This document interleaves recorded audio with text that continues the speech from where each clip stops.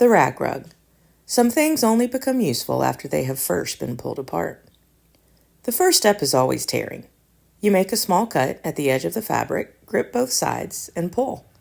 The sound fills the room, a long, sharp rip as the cloth gives way. Sheets, tablecloths, bedskirts that have seen better days, whatever pattern once covered them disappears almost immediately as the fabric splits into narrow strips about an inch wide. The sound is unmistakable. A clean, decisive tear that echoes through the quiet of the room. At that point, it looks less like something useful and more like a pile of rags, which, in truth, is exactly what it is. The loom waits in the corner of the room. It belonged to my great-grandmother, an old two-harness floor loom made from thick wood darkened by decades of hands and oil and use. The wood carries a soft sheen where fingers once rested, worn smooth by years of work.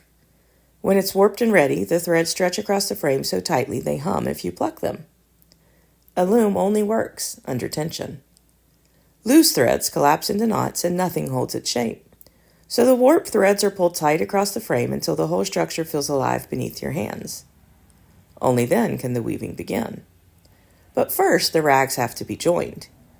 Each strip of torn fabric is sewn end to end with the next one worn piece quietly connected to another, until the scraps become a long, continuous ribbon.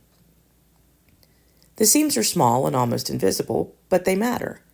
Without them, the strips would simply fall apart. Only then does the shuttle begin to move, back and forth through the loom, over one thread, under the next, again and again. The beater swings forward with a solid winded knock, pressing each row of fabric firmly into place. The rhythm settles into the room. Shuttle, beater, step. Shuttle, beater, step. Slowly the rug begins to grow. And somewhere along the way you notice something strange. The original pattern is gone. The roses that once ran across the sheet, the neat borders, the careful design someone once chose for a bedroom or a table. You cannot find them anywhere in the rug. The pattern itself has disappeared, but the colors remain. A strip of pale blue appears here. A faded green crosses through the middle. A thin line of yellow catches the light in a way that almost looks intentional. The pieces no longer resemble what they once were, and yet together they begin forming something entirely new.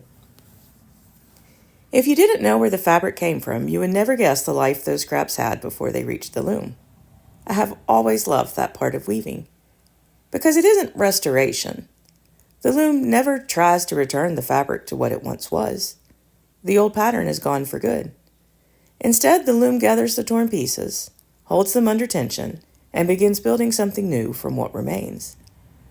It is difficult to sit at a loom very long without thinking about the cross. The Christian story also turns on something that looks like tearing. Everything that the disciples believed about the Messiah seemed to fall apart in a single afternoon. The pattern they expected for the story disappeared in a way that must have looked like ruin.